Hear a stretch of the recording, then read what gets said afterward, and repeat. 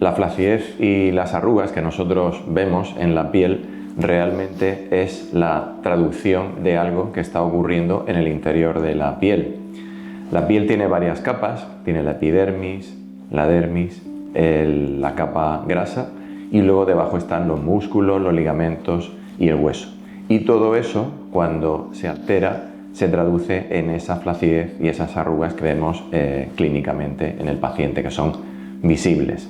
A partir de los 25 años o de los 30 años disminuye mucho la producción de colágeno, disminuye la producción de elastina, de fibras elásticas, y eso se traduce en que la piel se va adelgazando. Pero también disminuyen otras partes de nuestra anatomía, disminuye incluso la estructura ósea. Con la edad, con el paso de los años, el hueso va reduciéndose, va disminuyendo su volumen y su tamaño. Y al haber menos soporte, eso también se traduce en una serie de efectos en la piel, que puede ser pues, la aparición de arrugas, la flacidez. En la flacidez influyen distintos factores. Algunos son adquiridos, como por ejemplo los factores genéticos, y otros son ambientales. No siempre la edad es la causante de la flacidez, depende de factores externos que son muy importantes. Quizás el más importante es el sol, la radiación ultravioleta, la radiación infrarroja que nos llega del astro solar. También influye, por ejemplo, el tabaco, la contaminación. Personas fumadoras pues tendrán más riesgo de tener flacidez, manchas y determinados aspectos que son negativos en la piel. Y también influye muchísimo la alimentación y el estilo de vida. Y cuando hablo de estilo de vida, no solamente es el que vaya siempre corriendo y con estrés, sino, por ejemplo, el no dedicarle al cuerpo lo que necesita para recuperarse. O sea, las horas de sueño son fundamentales a la hora de poder regenerar los tejidos, incluida la piel, durante la noche o cuando podamos. Es muy importante que una persona esté contenta consigo misma. Por tanto, muchas veces cuando nos miramos en el espejo y no nos reconocemos, cuando vemos cosas que no nos gustan de nuestra cara, eso puede hacer que intentemos dar el paso de decir, bueno, voy a recurrir a un profesional que me ayude a tener un aspecto que me genere más confianza o sobre todo que me haga sentir mejor conmigo misma o conmigo mismo. Cuando uno intenta sentirse mejor, pues es el momento para, independientemente de su edad, puede ser una persona de 30 años, puede ser una persona de 80 años, el momento de recurrir a un tratamiento estético para recuperar esa confianza y sobre todo ese bienestar. La diferencia es abismal. Cuando rellenamos una arruga, estamos tratando una cosa muy concreta de esa persona. Cuando hacemos un rejuvenecimiento facial, nos basamos en un diagnóstico, en un tratamiento integral de esa cara o de la parte de la anatomía que estemos rejuveneciendo y realmente lo que hay que tratar es la causa de esa arruga que queremos tratar. Por ejemplo, una persona puede tener arrugas, puede tener surcos, puede tener flacidez y si tratamos única y exclusivamente esa arruga, que puede ser la arruga del entrecejo, puede ser el surco nasolabial, seguirá siendo una persona flácida con una arruga rellena. No se va a ver la arruga del entrecejo, pero va a seguir teniendo flacidez. Por tanto, es mucho mejor saber qué es lo que causa esa arruga, lo tratamos, que puede ser, por ejemplo, pues un relleno que reafirme la zona del pómulo y de forma secundaria se tratará esa arruga. Es más, tratamos muchas cosas al mismo tiempo y es posible que ni siquiera haya que rellenar esa arruga. Remodelación facial significa devolver a la cara los volúmenes, el contorno, lo que hace que esa cara sea más armónica. Por ejemplo, fruto del paso de los años, la cara va perdiendo volúmenes, va perdiendo tersura, va apareciendo flacidez. Entonces, cuando intentamos remodelar esa cara, que puede ser definir mejor el óvalo facial, puede ser resaltar un poquito el pómulo, estamos haciendo que esa cara sea más armónica. La remodelamos, pero muy importante, sin cambiar la armonía y la armonía personal de ese paciente. O sea, cada paciente tiene su armonía y tenemos que tener en cuenta cómo era anteriormente. Es cierto que a veces, cuando hablamos de remodelado facial, lo asociamos siempre con rejuvenecimiento, pero también puede ser embellecimiento. Es decir, el remodelado facial se puede hacer en personas de 30 años, por ejemplo, o de 50, y lo único que pretendemos es que los cánones de belleza se aproximen más a la cara de esa persona, o a la inversa, que esa persona tenga una serie de medidas que se aproximen más a esos cánones de belleza. Pues ahí está la remodelación facial. Es una mezcla de rejuvenecimiento cuando tiene una edad más avanzada con embellecimiento, que yo lo diría que ocurre tanto en personas más jóvenes como en personas de más edad.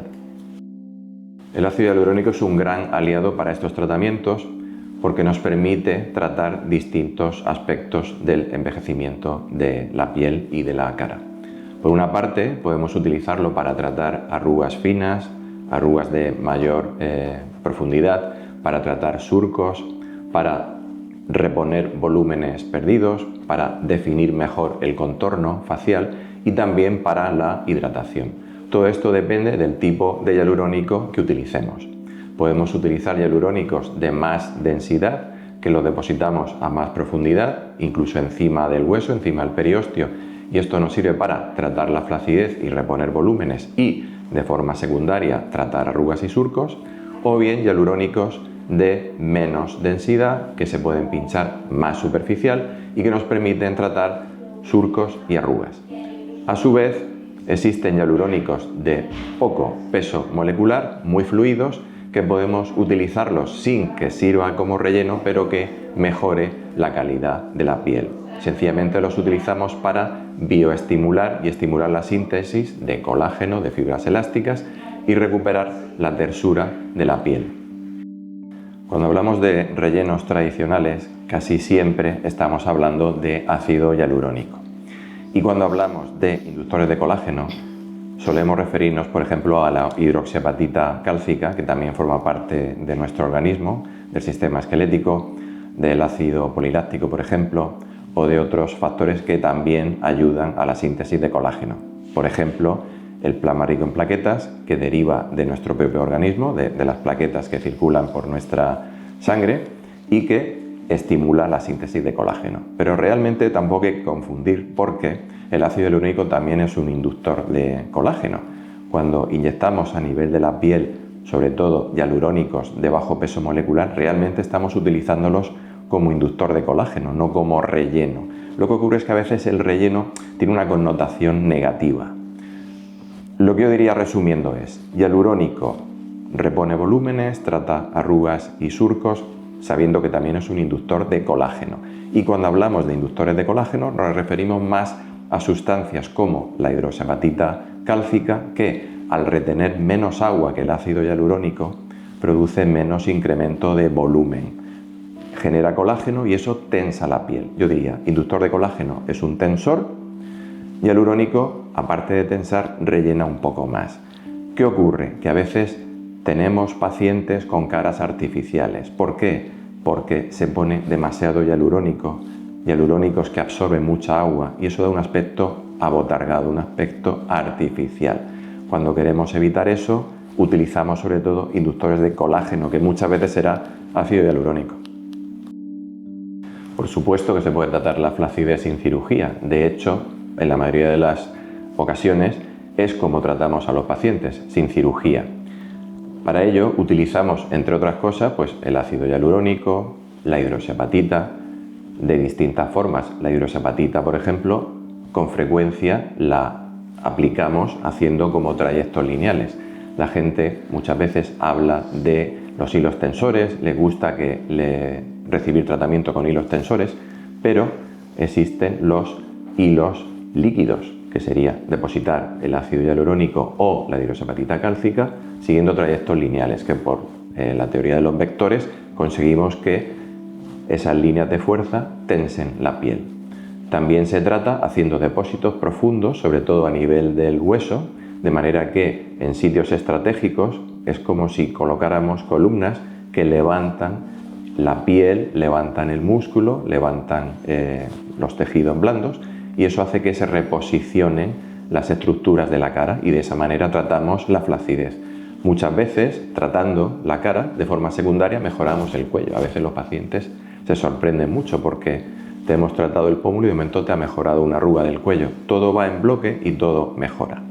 Y otra manera de tratar también sería con métodos físicos. Pues por ejemplo, está muy de moda el tratamiento con los IFU, ultrasonidos focalizados de alta intensidad, o con radiofrecuencia con agujas. En este caso tratamos estructuras más profundas con los IFU, con los ultrasonidos, y tratamos estructuras más superficiales con la radiofrecuencia con agujas, que también cada vez se está utilizando más. Realmente una cosa no quita la otra, se puede combinar distintos tratamientos. Se puede hacer un tratamiento con ácido hialurónico y posteriormente utilizar, dejando pasar un tiempo, que habitualmente es más de un mes, los IFU y también radiofrecuencia fraccionada. Sin duda, uno de los mayores miedos es quedar artificial. Es lo que a mucha gente le hace no hacerse este tipo de tratamientos.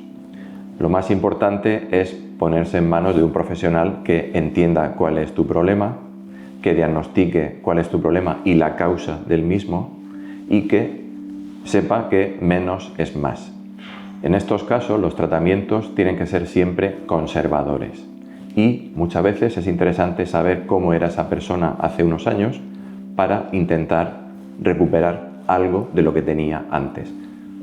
Tampoco se trata de con 50 años querer parecer 30, sino que con 50 años estés mucho mejor que otras personas de 50 que no se han hecho este tipo de tratamientos.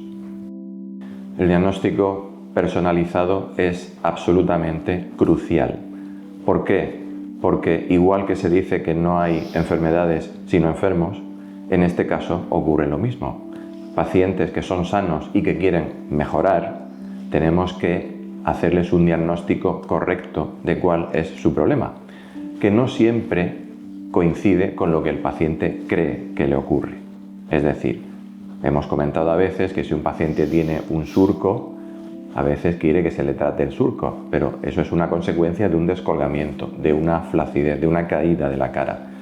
Hay que diagnosticar, hay que saber cuál es el origen y cuando se lo explicas, el paciente entiende lo que le vas a hacer. No se trata de hacer tratamientos en serie porque se quedarían caras en serie y los resultados no serían óptimos en ningún caso. Y lo más importante, la seguridad del paciente. Cada paciente tiene una idiosincrasia, está recibiendo o no determinados tratamientos, puede tener problemas médicos o no, y eso es crucial a la hora de elegir el tratamiento, la dosis, el seguimiento y lo más importante, hay que adaptar el plan de tratamiento a ese paciente. Siempre que acude un paciente a la consulta, lo más importante de todo es preguntarle qué le pasa, el motivo de consulta, cuál es su percepción, qué es su experiencia, qué tiene, qué inesteticismo se nota, qué percibe. Eso es fundamental y ya partimos desde lo que siente el paciente y ya vamos, digamos que de arriba abajo, dando opciones de tratamiento, siempre priorizando su motivo de consulta. Empezamos por una valoración teniendo en cuenta el motivo de consulta por el que viene la paciente, por el que acude a nosotros. Siempre tenemos que tener eso claro. Si viene por una mancha, tenemos que dar contestación a su mancha. Si viene por acné, a su acné. Pero podemos ver todo de una manera integral. Luego también lo que yo suelo hacer es darle opciones de tratamiento, desde un tratamiento más superficial a un tratamiento medio, a un tratamiento más profundo. Por ejemplo, puedo poner un ejemplo, tratamos las manchas, puedo tratarme unas manchas puntuales, puedo hacerme un láser, pero eso no quita que me haga un barrido de toda la piel con una luz pulsada y que acabe con un tratamiento con un peeling, aplicándome antioxidantes y finalmente con una hidratación. El orden lo decide el paciente y también tenemos que tener en cuenta la estacionalidad de los tratamientos. Hay tratamientos que podemos hacer en invierno y otros que podemos hacer tranquilamente en verano o la novia el día antes de la boda. Yo no recomiendo estos tratamientos para menores de 18 o 20 años. Y a partir de esa edad, hablando con el paciente, pues se puede ver en función de lo que pretenda obtener el tratamiento más adecuado para el paciente. Y tampoco hay un límite por arriba, porque hay pacientes de más de 80 años que quieren sentirse mejor y con estos tratamientos van a tener más calidad de vida y van a encontrarse mejor consigo mismas o consigo mismos. Entonces, la edad es totalmente poco importante aquí. Lo importante es hablar con el paciente independientemente de su edad. No creo que haya un edadismo, porque a veces tendemos a que haya un edadismo, y en estos tratamientos también. Y todo lo que pueda ser hacer feliz a la gente sin hacerle daño y teniendo en cuenta sobre todo su seguridad, pues hará que se quede contento el paciente y por supuesto el médico que lo trata. Realmente produce mucha satisfacción ver que un paciente, cuando se ve, se siente mejor. Hay pacientes que incluso se les saltan las lágrimas, y eso es la mejor recompensa que puedes tener. Quizás el error más frecuente es utilizar productos inadecuados en planos inadecuados y en cantidades inadecuadas. A veces vienen pacientes que han recibido un tratamiento con ácido hialurónico. Un sitio frecuente, por ejemplo, es el surco de la ojera, y justo ahí tenemos que ir muy profundo, porque si no el hialurónico absorbe agua, y al absorber agua aumenta el volumen y se produce lo que se llama un efecto Tyndall, y la ojera adquiere un color azulado, aparte de quedar sobrelevada como si fuera un caballón. En otras zonas ocurre lo mismo, sobre todo en los labios. Se pueden ver labios muy artificiales, que ahí también pues las modas influyen. En este caso, hay pacientes que no tienen muy claro lo que quieren y te piden cosas que tú piensas que no necesitan. Entonces, pues hay que tener la honestidad de decirle a un paciente: este tratamiento no lo necesitas, incluso puede ser perjudicial. Entonces, eso sería en cuanto a tratamientos con ácido hialurónico u otros rellenos. En cuanto a toxina, pues a veces también quedan caras demasiado congeladas, demasiado que no puede moverse. Lo que se busca en estos tratamientos es sobre todo naturalidad, que siga siendo tú. Entonces pues hay que dejar un poco de movimiento, que sería lo más importante cuando hablamos de toxina botulínica.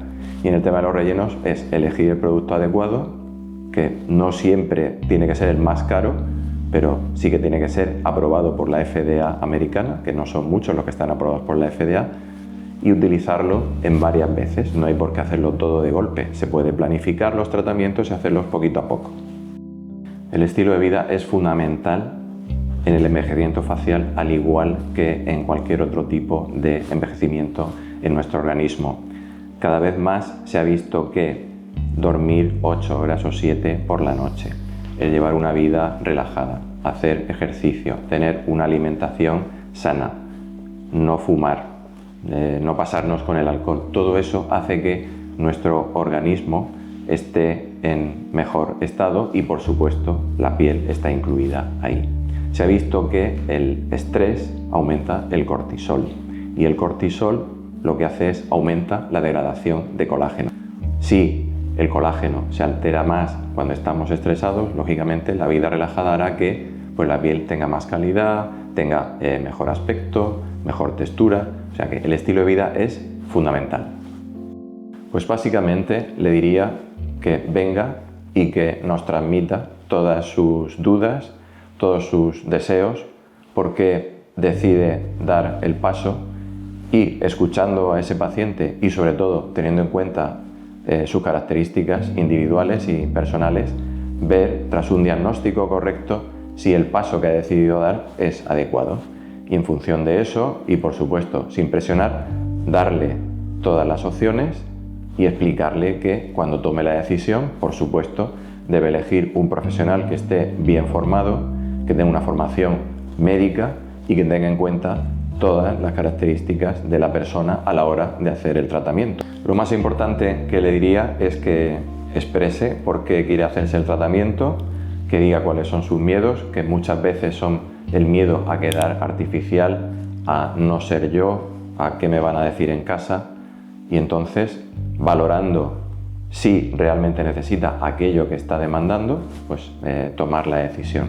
Y por supuesto, si tiene dudas, no hacer nada. Hay que tener muy claro qué se está haciendo y por qué se lo está haciendo. Y por supuesto, hay que tener confianza en el profesional que lo va a tratar, que yo claramente diría que tiene que ser un médico, porque son tratamientos con una repercusión muy importante, más de la que nos imaginamos a nivel de nuestro organismo, y que por tanto hay que tener en cuenta que tenemos que valorar pues, la presencia de vasos sanguíneos, nervios, no solamente estar más guapo o más feo, sino que sea un tratamiento sobre todo seguro.